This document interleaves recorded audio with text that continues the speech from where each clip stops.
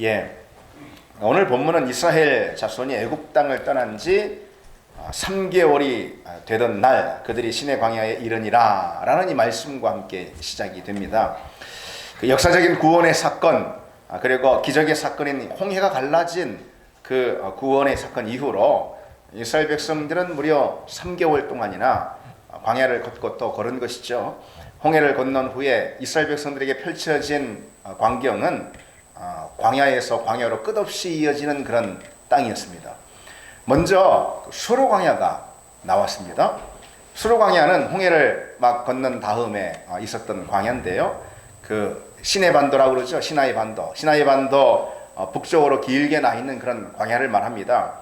그래서 북쪽으로는 지중해와 연접해 있고 그리고 또 서편으로는 홍해와 접해 있습니다. 그 수르 광야는 황량한 모래사막이었습니다. 낮에는 햇빛이 막 이글거리고 뜨거울 때 지열과 함께 무려 50도가 넘는 그런 기온을 나타내곤 합니다. 이스라엘 백성들은 그 뙤약볕 아래에서 며칠간 진행을 했던 것이죠. 게다가 물이 일찌감치 떨어져 버렸고 또 노인들과 어린 아이들까지 있지 않았습니까? 여간 고생스러운 게 아니었죠. 그런 상황 가운데서 만난 것이 바로 마라라는 오아시스였습니다. 얼마나 반가웠겠습니까? 그런데 그 물은 먹을 수가 없는 물이었어요. 그러니까 오아시스가 아닌 것이죠. 마라라는 이 히브리어 단어는 쓰다 그런 의미가 있습니다. 또는 괴로움 그런 뜻도 있습니다. 실제로 그곳의 물이 여러 이제 광물질들이 섞여가지고 매우 쓴 그런 먹을 수가 없는 그런 물이었습니다. 그래서 반가움이 괴로움으로 변하고 말하는 것이죠. 그래서 마라입니다. 마라, 쓰다, 괴롭다. 예. 그래서 지금도 이곳의 물은 여러 광물질이 섞여가지고 먹을 수 없는 물이 되었다 합니다. 그렇게 힘겹게 그 수르 광야를 통과했습니다. 그러고 나니까 또 무엇을 만났을까요? 그것은 또 다른 광야였습니다. 바로 이 신광야인데요. 그러니까 이름만 다를 뿐이지 광야에서 광야로 계속 이어진 것입니다. 또 성격도 좀 다릅니다. 이 광야가. 신광야는 수르 광야와 시내산 사이에 있는 그런 길게 펼쳐진 광야입니다. 이스라엘이 수르 광야를 떠나서 신광야에 이른 것이 애굽에서 나온 지 한 달하고도 반, 보름 걸렸습니다.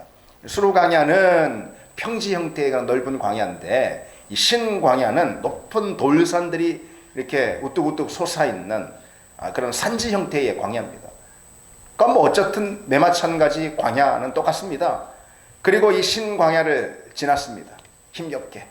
예. 광야를 지나니 광야 끝에서 또 광야를 만나고 광야 끝에서 다시 말해서 이 신광야 끝에서 또 뭘 만났을까요? 역시 또 다른 광야를 만났습니다. 그 광야를 일컬어 신의 광야라 그럽니다.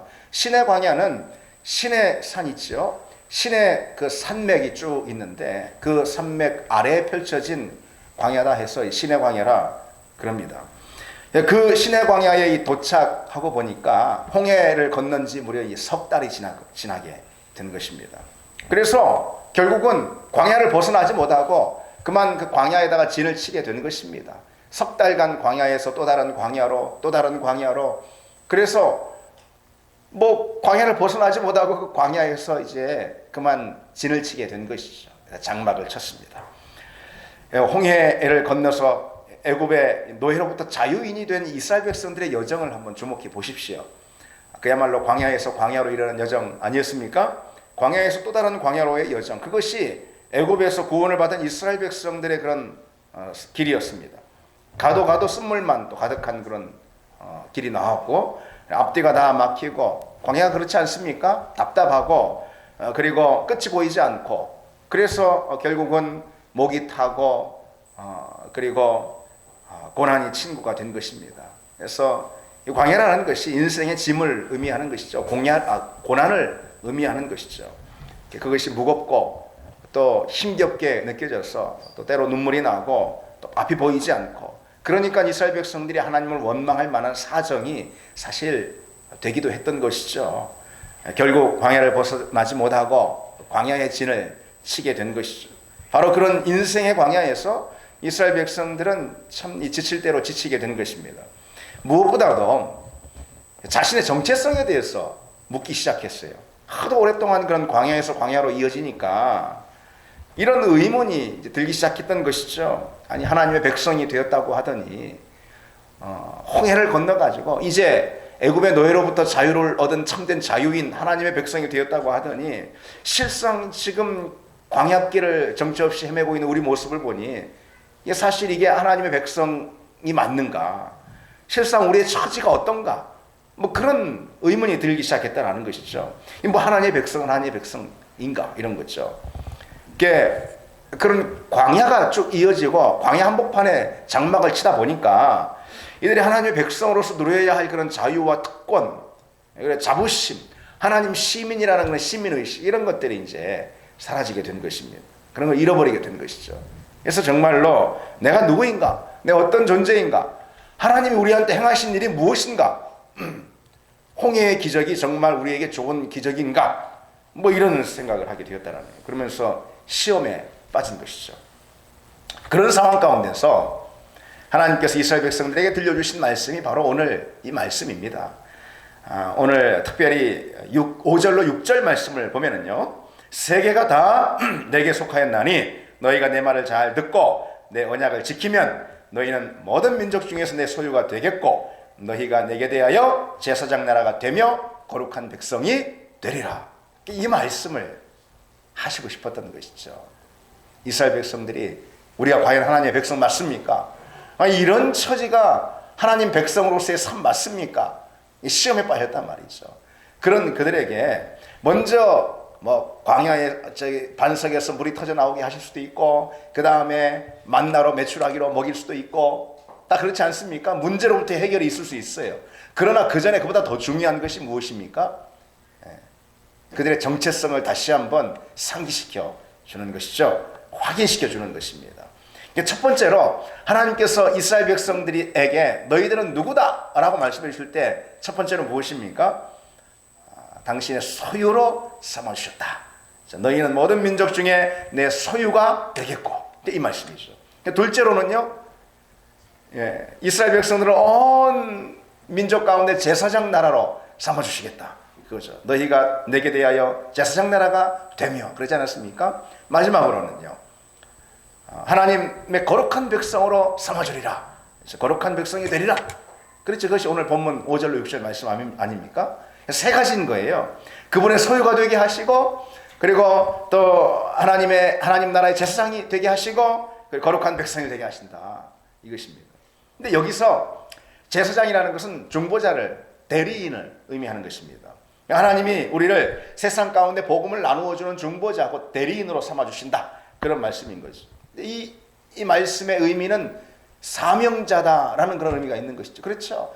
우리가 하나님의 이스라엘 백성들이 또는 우리가 하나님의 중보자다, 제사장이다. 그것은 세상과 하나님을 연결시켜주는 그런 사명, 미션을 의미하는 것입니다. 바로 너희가 그런 사람이다 라는 것을 정체성을 확인시켜 주시는 것이고, 그리고 또 둘째로 거룩한 백성이다 하지 않았습니까? 구별된 백성을 말하는 것이죠.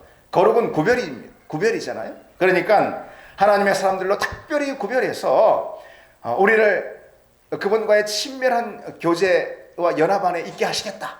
그런 말씀인 것이죠. 그래서 하나님의 백성으로서의 삶을 말하는 것입니다.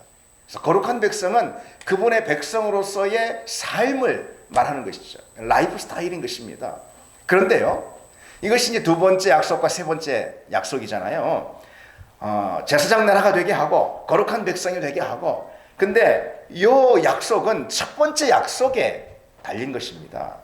첫 번째 약속이 그래서 제일 중요한 것이고 나머지는 그것에 속한 것이고, 첫 번째 약속이 나머지 두 개의 약속이 출발점이 되는 것이죠. 첫 번째 약속이 무엇입니까? 우리를 그분의 소유가 되게 하시겠다라는 것이죠. 이스라엘 백성들을 하나님의 소유가 되게 하시겠다. 그래야지만 제사장이 될 수도 있고 그분의 거룩한 백성으로서의 삶을 살 수가 있다라는 것이죠. 하나님의 소유, 이것은 신분을 의미하는 것입니다. 스테이터스. 신분이 하나님의 소유예요. 그래야지 정해진 그 신분에 의해서 사명이 주어지는 것이고, 그리고 또 삶이, 거룩한 삶이 따라올 수가 있는 거잖아요. 그래서 이 말씀이 제일 중요한 것입니다. 하나님의 소유로 삼아주시겠다. 우리는 하나님의 소유된 백성이라는 그런 신분을 갖게 되었다는 것이죠. 여기서 그런데 소유라고 번역된 이 히브리어 단어, 이것이 바로 오늘 설교 제목 그대로 세굴라라는 그런 단어입니다. 근데 이 세굴라라는 히브리어 단어는요, 그냥 소유가 아니에요. 뭐 그냥 처분할 수도 있고 버릴 수도 있고 그런 소유가 아니에요. 이 소유 세굴라라는 단어는요, 보물과도 같이 아주 애지중지하는 그런 값 있는 귀중품을 말할 때 씁니다. 보물이에요, 보물. 그래서 다른 성경 번역본들 있잖아요. 우리나라 다른 성경 번역본들 하나같이 다 이렇게 번역하고 있어요. 너희는 나의 보물이 될 것이라. 보물로 번역합니다. 특히 이 본문에서 하나님의 소유를 언급하시면서 먼저 이렇게 말씀하고 계시잖아요. 세계가 다 내게 속하였다. 이렇게 전제하고 계세요. 이 본문 말씀의 이 전제는 당연히 맞는 말씀이죠. 세계 모든 만방이, 모든 만물이 다 하나님께 속했잖아요. 근데 이 말씀 왜 하시냐? 이스라엘이 또는 우리가 하나님의 특별한 소유 곧 세굴라가 되었음을 아주 강조해 주는 것이죠. 왜 그러냐? 아니, 창조주이신 하나님께 속하지 않은 것이 어디 있습니까? 하나님 무로부터 창조하셨으니까 창조된 존재하는 모든 것은 다 하나님 것이잖아요. 그죠? 다 하나님의 소유란 말이죠. 다 하나님 것인데 근데 모든 만물을 가리켜서 세굴라라 그렇게 말씀하시지 않아요. 그 중에서 이스라엘, 그 모든 다른 것들과 하나님께 속한 다른 모든 것들과 결코 비교도 할 수 없이 값지고 귀한 세굴라, 그것은 이스라엘 너만 그렇다, 이런 의미가 담겨 있는 것이죠. 이스라엘은 다른 어떤 하나님의 소유와도 비교할 수 없는 특별한 소유다라는 것입니다. 너만이 다른 모든 것들과 구별되는 내가 가장 사랑하는 나의 세굴라, 내 소유다라고 이렇게 말씀하고 계시는 거죠. 성경은 그 사실을 다른 곳에서도 많이 강조합니다. 신명기 26장 18절에도 여호와께서 내게 말씀하신 대로 오늘 너를 그의 보배로운 백성이 되게 하시고, 그냥 백성이 아니고 보배로운 백성이 되게 하시고, 시편 135편 4절에도 여호와께서 자기를 위하여 야곱 곧 이스라엘을 자기의 특별한 소유로 택하셨음이로다 그랬습니다. 특별한 소유, 이 세굴라입니다. 이사야 43장 4절 우리가 아는 말씀이죠. 내가 내 눈에 보배롭고 존귀하며 내가 너를 사랑하였은즉. 우리가 하나님께 보배롭고 존귀한 세굴라가 되었어요. 그래서 하나님이 우리를 사랑해 주신다라는 것이죠. 구약 성경의 맨 마지막인 말라기죠.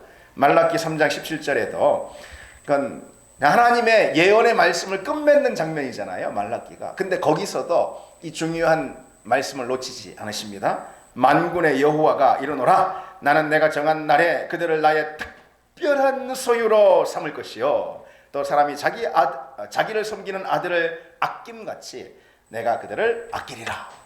특별한 소유로 삼아서 그를 아끼리라.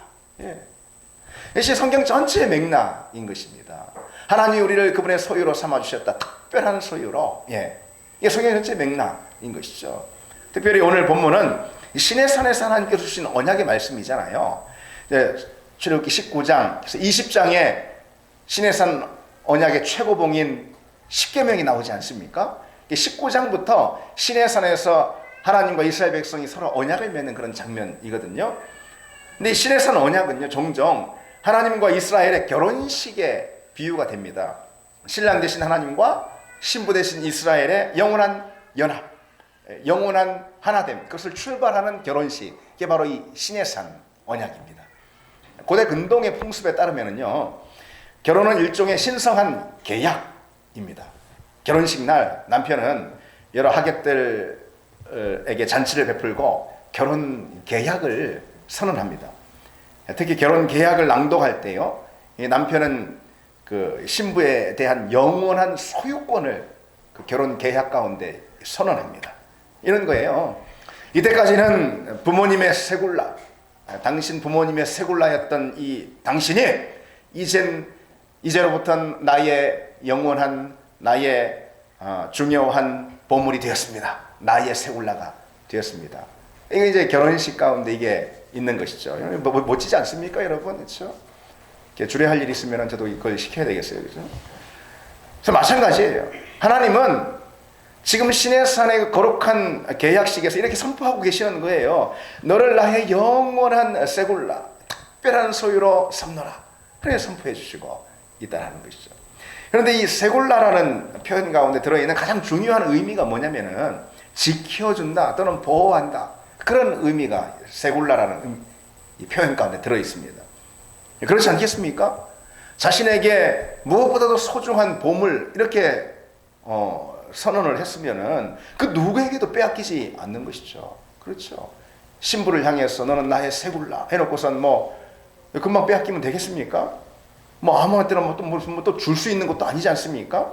세굴라는 그런 게 아니잖아요. 보물은 자기 목숨을 걸고 지키는 것이잖아요. 그게 세굴라. 하나님께서 우리를 당신의 세굴라라고 부르실 때 역시 그런 의미가 과연 담겨 있는 것입니다. 우리를 절대 빼앗기지 않으시고 그 무엇으로부터도 우리를 지키시겠다라는 하나님의 언약이 그 안에 담겨 있는 것입니다. 성경은 그 점을 이렇게 표현하고 있습니다. 눈동자같이 지켜주리라. 너는 나의 세굴라다라는 이 표현 안에 이 의미가 들어있는 거예요. 내가 너를 이젠 눈동자처럼 지켜주리라. 신명기 32장 10절에 하나님께서 그를 황무지에서 짐승이 부르짖는 광야에서 만나시고 호위하시며 보호하시며 자기 눈동자같이 지키시리라. 자기 눈동자같이 지키시리라. 시편 17편 8절에도요. 나를 눈동자같이 지키시고 주의 날개 그늘 아래 숨기셨도다. 이렇게 이제 시편 기자가 고백하는데요. 이 눈동자같이 지키리라 이 말씀은 하나님께서 눈을 크게 뜨시고 우리를 지키시고 보호하신다 그런 뜻이 아니고요. 우리를 그분의 눈동자, 자기 눈동자라고 했잖아요. 우리를 그분의 눈동자처럼 삼아주신다 이런 뜻입니다. 그처럼 귀하고 소중하게 아껴주신다. 그리고 지켜주신다. 그런 의미인 것이죠. 여러분 눈은 신체 부위 중에서 제일 중요하지 않습니까? 그래서 옛날 말에 눈이 보배다. 그렇죠. 여러분 같은 상처라도 손바닥에 나는 상처를 택하시겠습니까? 눈동자에 나는 상처를 택하시겠습니까? 같은 상처라면. 그건 뭐 두말할 필요가 없지 않습니까? 왜 그렇습니까? 눈이 더 귀하니까. 그리고 또 눈이 더 약하고 예민하지 않습니까? 훨씬 귀합니다. 눈에 상처 난 것은 큰일이죠. 손바닥에 상처 난 거야. 뭐 좀 있으면 아물면 그만이지만 흉이 좀 있어도 뭐 상관없지만 눈이라면 어떻겠습니까? 눈이 보배예요. 눈이 가장 귀하기 때문에 그런 것 아니겠습니까? 하나님께서 우리를 마치 그처럼 자기의 눈동자, 하나님의 눈동자처럼 아끼시고 소중히 여기신다. 왜요? 우리가 당신의 세굴라가 되었기 때문이라는 것이죠. 여러분 그처럼 성경이 가장 공들여서 거듭해서 확인해주고 있는 말씀이 무엇이냐? 우리가 하나님의 소유가 되었다. 세굴라, 소유잖아요. 특별한 소유가 되었다. 그것이 내가 너를 특별한 소유로 삼았다. 너는 내 보배로운 백성이다. 너를 지상 만민 중에서 특별히 택하여 뽑은 거룩한 기업의 백성으로 삼았다. 이 거듭해서 성경이 반복하는 말씀인 것입니다. 그런데 우리가 이 특별한 소유가 되었다. 이게 중요하지만은 왜 특별한 소유가 되었어요? 우리 입장에서 볼 때는 하나님의 소유가 되었으니까 특별한 소유라는 거예요. 그렇죠? 우리 입장에서 보면 우리가 왜 특별한 소유인가? 우리가 하나님의 소유가 되었으니까 특별한 것이 그렇죠? 그래서 세굴라라는 것입니다. 성경은 하나님과 우리의 관계를 그런 소유의 언어로 서로 속한 소유의 언어로서 강조하며 소개시키고 있습니다. 너희는 내 백성이 되었고 나는 너희들의 하나님이 되리라. 나는 그들에게서 하나님이 되고 그들은 내게 내 백성이 되리라. 이거 신약 성경에도 너희는 택하신 족속이요 왕같은 제사장들이요 거룩한 나라요 그의 소유된 백성이라. 성경이 이처럼 하나님과 우리의 그 관계, 언약의 관계인데요. 그것을 상호 소유의 언어로 이처럼 거듭해 소개하고 있는 것입니다. 하나님은 우리의 하나님이시고 우리는 또한 그분께 속한 그분의 백성, 그분의 소유, 그분의 세굴라다. 아가서를 보면은 하나님과 우리를 상징하는 그 두 연인이 나와요. 아가서는 사랑의 언어로 노래로 두 연인의 사랑을 서로 프로포즈하며 고백하는 아가사 아닙니까? 근데 이 두 연인이 서로 청혼하는 그런 장면이 나오는데 그때 그 어떻게 청혼을 하냐? 주목할 만한 언어가 나와요. 여기도 아가서 2장 16절에 내 사랑하는 자는 내게 속하였고 나는 그에게 속하였도다. 신랑이 신부에게 내 사랑하는 자는 내게 속하였고 나는 그에게 속하였다. 그러니까 서로 속한 존재로 상호 소유의 언어로 이렇게 표현이 되고 있다라는 것입니다. 신랑과 신부처럼. 여러분, 그처럼 우리가 하나님께 소유가 되었다라는 것이 성경의 큰 맥락이고, 그것이 사실 그 성경의 큰 맥락 가운데 가지신 하나님의 비전인 거예요. 처음부터 하나님은 아담과 하와를 당신의 세굴라, 당신의 특별한 소유로 택하셔서 에덴에 두셨죠. 그런데 아담이 나 하나님의 소유가 되기 싫어. 그것이 바로 범죄의 사건 아니겠습니까? 그래서 에덴에서 쫓겨난 것이죠. 하나님의 소유가 되지 못했다 이것입니다. 그것이 성경이 기록하고 있는 죄의 어두운 역사 아니겠습니까? 그러나 그것이 끝이 아니죠. 성경은 이제 하나님께서 아담을, 곧 다시 말해서 우리를 하나님의 세굴라, 하나님의 이전의 지위인 세굴라의 지위를 주기 위해서 끊임없이 하나님께서 우리에게 다가오시는 장면이 바로 성경의 기록 아니겠습니까? 그것이 성경의 맥락인 것이죠. 성경의 그 맥락 가운데 하나님께서 가지신 우리를 향한 비전 무엇입니까? 우리를 결국은 완전히 소유하시는 것, 하나님의 완벽한 소유가 되게 하시는, 이것이 하나님의 거룩한 비전인 것입니다. 하나님의 마지막 비전인 것입니다. 그래서 결국은 마지막 때 그리스도의 재림의 때가 되면은 우리 모두가 부활해서 이제 그때 마지막 때가 어린 양 예수 그리스도와의 결혼 혼인잔치로 성경은 소개되어 있지 않습니까? 요한계시록에 우리가 신랑 되신 예수 그리스도와 혼인을 치르고, 영원한 혼인, 영적인 혼인이죠. 그래서 하나님과 영원히 연합해서 하나님과 영원한 그리고 완벽한 하나님의 소유가 되는 것, 이것이 성경의 비전인 것입니다. 네, 여러분, 그처럼 우리가 하나님의 소유가 되는 것, 이것이 하나님의 비전인데 이게 왜 우리에게 축복이 될까요? 그것이 구속과 얽매임이 아닌 우리에게 진정한 축복이 되는 이유가 무엇이겠습니까? 바로 두 가지 점 때문에 하나님의 소유가 된다는 것이 우리에게 있어 축복이 된다. 그 점을 기억해야 할 것입니다. 첫 번째로, 소유가 되면은 소유주의 모든 것을 우리가 소유하게 되기 때문에 그래서 축복인 것입니다. 우리가 하나님의 소유가 되었기 때문에 하나님의 모든 것, 세계가 다 나의 것이고 그러지 않았습니까? 하나님의 모든 것이 곧 우리의 소유가 된다라는 그 말씀인 것이죠. 이런 뜻이죠. 여러분, 소유가, 누군가의 소유가 되는 것이 얽매임과 구속이 아니라 축복이라는 것이 이런 의미인 것입니다. 예를 들어서 여러분 애완견을 보십시오. 무슨 애완견 뭐 요즘 얼마나 잘 삽니까? 뭐 미용실도 있고 우리 밑에 5층에도 있지 않습니까? 뭐 우리보다 더 비싼 음식도 먹고요. 호사를 누리는 게 지금 아니겠습니까? 그래서 뭐 어떻게 보면은 그 기가 막힌 세상이고, 기가 막혀가지고 또 뭐 기분 나쁘기도 하고 뭐 그렇습니다. 물론 여기 그 개를 키우시는 분도 뭐 있을지 모르겠지만은, 근데 그것은 애완견이 누군가의 소유가 되었기 때문에 그런 특권을 누리는 것이죠. 그렇죠. 그냥 여러분 그냥 유기견들 보십시오. 뭐 걔네들이나 애완견이나 뭐 차이점이 뭐 똑같은 개죠. 그렇죠. 네 발 달린 개 다 똑같은 개 아니겠습니까?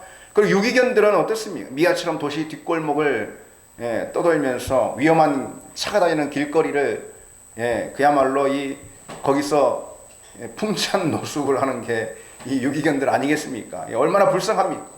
근데 차이가 단 하나예요. 소유가 됐는가 누군가에, 또는 그렇지 않았는가, 그런 차이인 것이죠.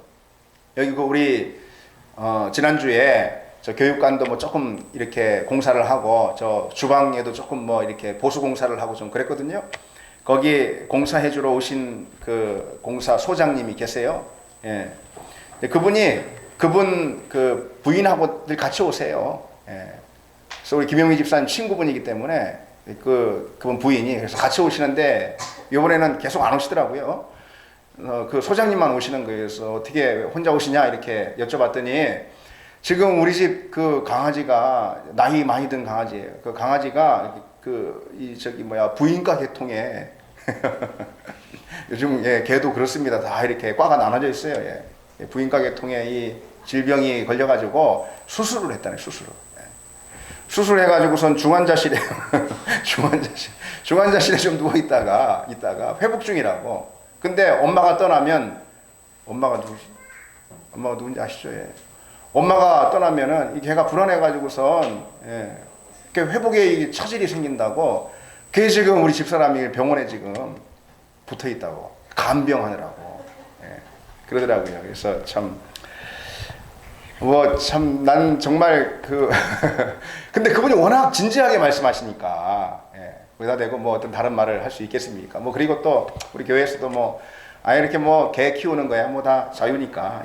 근데 대접을 너무 잘 받는 세상 같아가지고.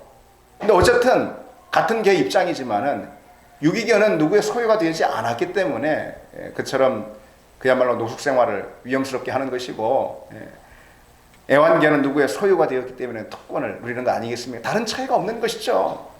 여러분, 누가복음 15장의 탕자의 비유를 한번 떠올려 보십시오. 그가 집을 나와가지고, 이 탕자 둘째 아들이 집을 나와가지고 빈털터리가 되어서는 무엇을 간절히 부러워합니까? 아버지 집에 기르는 그 돼지 있잖아요. 그 돼지를 그렇게 간절히 부러워하지 않습니까? 왜요? 그 돼지들이 아버지의 소유가 되어가지고 아버지로부터 그야말로 등 따숩고 배부르게 살고 있잖아요. 자기는 원래 아버지의 소유, 아버지의 쇠골라, 아버지의 아들이었는데 그냥 박차고 나오는 바람에 지금 이렇게 세상에서 힘들고 빈털터리가 돼가지고 굶고 헐벗고 아버지의 소유가 되어 있는 그 돼지들이 내가 부럽다 이 말이죠. 그 소유자가 부와 능력이 있는 존재라면은 그에게 소유되는 것, 이건 복이죠. 게다가 그 소유자가 더군다나 사랑과 긍휼까지 있는 존재라면은 그의 소유가 되는 것 더 없는 축복 아니겠습니까? 여러분 생각해 보십시오. 오늘 주님은 본문의 말씀대로 세계가 다 내게 속했다, 내 것이다 이렇게 말씀하시잖아요. 여러분 그 사실을 믿습니까? 온 우주 만물이 그분의 것이다. 역사의 주관자가 그분의 것이다. 그분이다. 그러니 우리가 그분의 소유가 되는 것, 그것이 복이 아니고 무엇이냐라는 것이죠. 그리고 또 그보다 더 중요한 거, 하나님은 우리를 위해서 당신의 목숨까지도 내어놓으신 분 아니겠습니까? 그런 사랑의 하나님이라는 것이죠. 그러니 그분께 소유가 되는 것, 이것 말고 다른 것이 무엇이 복이겠습니까? 우리가 하나님의 소유가 될 때 우리는 비로소 그분의 우선 아래 거할 수 있고, 비로소 그분의 그늘 아래 피할 수 있는 것, 그리고 그분이 주시는 반석 위에 세워질 수 있는 것 아니겠습니까? 우리는 그분의 모든 것을 그분의 소유가 됨으로 비로소 누릴 수가 있다라는 사실을 잊지 말아야 하는 것이죠. 하나님 안에 있는 사랑도, 하나님 안에 있는 소망도, 하나님 안에 있는 능력과 권세와 영광도 언제 우리의 것이 되느냐? 우리가 그분의 소유, 세굴라가 될 때 누릴 수 있는 것이죠. 따라서 우리는 하나님의 권위와 하나님의 통치, 하나님의 다스림과 하나님의 주권을 열렬히 환영해야 하는 것입니다. 이게 우리를 얽매고 구속하는 것이 아닌 것이죠. 오히려 그 우리에게 자유케 하고 우리를 안전하게 하는 축복의 통로 아니겠습니까? 그래서 하나님을 우리는 환영해야 하는 것이죠. 무엇을요? 하나님의 다스림,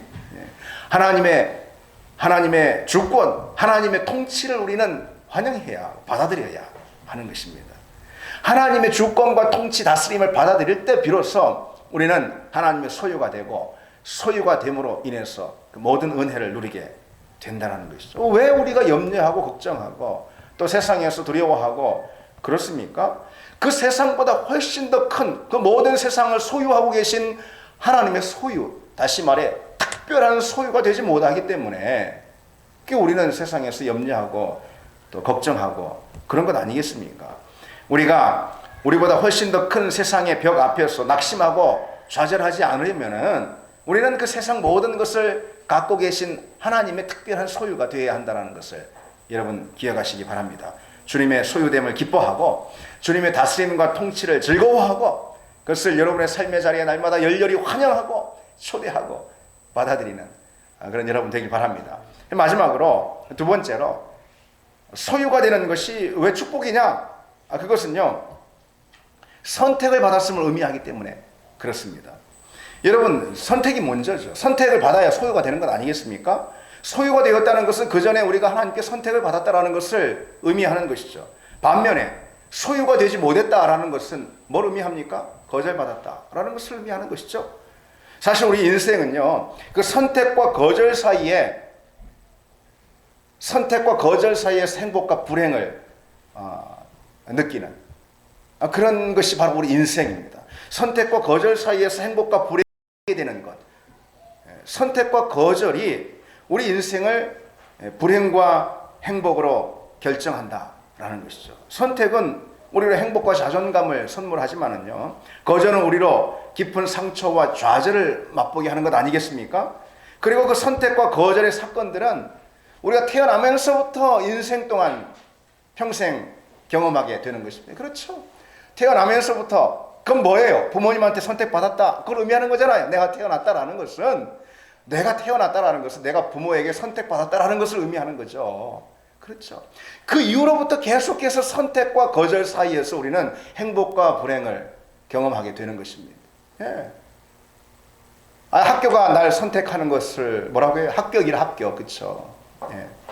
그리고 직장이, 일터가 나를 선택하는 걸 뭐라고 합니까? 그걸 취업이라고 그러는 거잖아요. 취업. 결혼은 뭐예요? 결혼은 배우자가 나를 선택한 것이 결혼이죠. 우리는 내가 배우자를 선택했다고 생각하는데 배우자가 날 선택해서 그게 결혼이 되는 것입니다. 그러니까 무슨 합격이든 진학이든 뭐 진로 취업이든 결혼이든 무엇이든 우리 인생이 다 이 선택과 거절 사이에서 결정이 되는 것이, 우리는 그 안에서 행복과 불행, 그리고 자존감과 좌절을 동시에 가지게 된다는 것이죠. 우리는 참 불행하게도 어떤 사람 같은 경우는 태어나면서부터 부모에게 거절을 받는 사람이 있어요. 태어난 것 자체는 이미 일단은 부모의 선택이에요. 그러나 그 직후에 버림을 받는 경우도 있지 않습니까? 그렇죠? 애를 낳아서 그냥 안 키워요. 그래서 그 당연한 선택으로부터도 외면을 받는 그런 버림받은 사람들이 세상에 꽤 많이 있습니다. 우리나라만 해도 한 해에 수천 명의 아이들이 여러 가지 이유로 부모로부터 버림을 받고 있습니다. 그처럼 부모로부터 버림을 당한 그런 어린 아이들이 평생 거절감에 시달리는 것이죠. 고통을 받습니다. 그래서 여러분, 부모님의 선택이 당연한 것이 아니에요. 그래서 오늘 가셔가지고 부모님께 날 선택해서 날 키워주셔서 감사하다고 그렇게 여러분 고백하시기 바랍니다. 그게 당연한 게 아닌 것입니다. 우리 중 누구라도 부모로부터 또는 친구로부터든 우리가 거절을 받는다는 거, 이거 아무렇지도 않다 이렇게 느끼는 사람은 없을 것입니다. 그렇지 않습니까? 우리는 그것을 두려워하고 불안해합니다. 거절을 당할까 봐 불안해하는 거예요. 그게 인생인 것입니다. 거절감이 우리에게 주는 상처는 엄청난 쓴뿌리를 우리에게 남깁니다. 그런 거절감은 우리에게 열등감, 실패의식, 좌절, 심지어 분노에 사로잡히게 만든다는 것이죠. 그래서 우리는 누군가에게 또는 무엇으로부터 거절을 받을까 늘 불안하고 염려하는 것, 바로 우리 인생인 것입니다. 그래서 여러분, 세상의 모든 사람들이, 세상의 모든 직장들이 또는 세상의 모든 환경들이 나를 거절하지 않고 선택해 준다면, 그런 인생이 된다면 그것처럼 멋진 인생이 어디 있겠습니까? 그렇죠? 그처럼 행복한 인생이 없어요. 세상에 선택받고 세상에서 사람들에게 다 받아들여지는 것만큼 그처럼 행복한 것이 어디 있냐라는 것이죠. 내가 원하는 것이면은 다 된다, 그런 것이죠. 그것이. 근데 물론 세상에서는요, 얼마든지 선택을 받고 또 받아들여질 수가 있습니다. 단 우리가 잘났을 때, 우리가 성공했을 때, 우리가 뭔가 많이 가졌을 때, 우리가 능력이 있을 때, 그때 세상은 우리를 환영해주고 선택하고 인정해준다라는 겁니다. 그러나 우리가 실패했을 때, 잃어버렸을 때, 우리가 능력이 없을 때, 우리가 빈털터리가 됐을 때 세상은 우리를 버리는 것 아니겠습니까? 누가, 세상이 어디서 우리를 선택해 주겠냐라는 것이죠. 세상은 조건을 보고 선택합니다. 그러나 우리 주님은 우리를 조건 없이 선택하시고 조건 없이 하나님의 세굴라, 당신의 특별한 소유로 삼으신다는 사실, 그것이 바로 오늘 본문의 선포 아니겠습니까? 로마서 5장 8절에 우리가 아직 죄인 되었을 때에 그리스도께서 우리를 위하여 죽으심으로 하나님께서 우리에 대한 자기 사랑을 확증하셨느니라. 그래서 우리가 죄인 되었을 때, 우리가 형편없는 자리에 있을 그때 하나님께서 우리를 조건 없이 선택해 주셔서 하나님의 아들까지 버리시면서 하나님의 아들까지 십자가에서 희생하시면서 우리를 당신의 세굴라 특별한 소유, 특별한 자녀로 삼아주셨다. 그것이 바로 복음 아니겠습니까? 복음은 바로 그것인 것입니다. 그러니 우리가 비록 세상 사람들에게 또는 세상의 환경에서 선택을 받지 못하고 거절을 당한다 하더라도 그것이 우리의 좌절감의 이유와 결코 될 수는 없는 것이죠. 가장 값진 보물이 우리가 이미 되었기 때문에 그런 것입니다. 우리는 태어나면서부터, 아니 우리가 태어나기 그 전부터, 영원 전부터 하나님께서 우리를 당신의 세굴라로 선택하셔서 우리 인생 가운데 하나님이 우리의 참된 소유자가 되심을 날마다 상기시켜 주시고, 또 하나님의 통치와 다스림 안에서 우리는 늘 우리가 그분의 얼마나 값진 존재인가라는 것을 우리가 날마다 발견하며 사는 인생, 그런 인생 아니겠습니까? 그런 우리의 정체성을 기억하고 하나님을 찬양하며 그분의 다스림과 통치 안에 늘 머무는 우리가 되기를 바랍니다. 이제 말씀 맺겠습니다. 우리 한 주간도 우리를 버리는, 우리를 거절하는 세상 한복판에 우리가 살아가면서 우리가 꼭 기억해야 될 말씀, 하나님이 우리를 당신의 아들을 십자가에 매어 달면서까지도 당신의 귀한 자녀로, 값진 아들로 선택해 주셨다라는 이 사실을 여러분 기억하기를 바랍니다. 우리 함께 이 찬양 하시겠습니다. 나의 안에 거하라.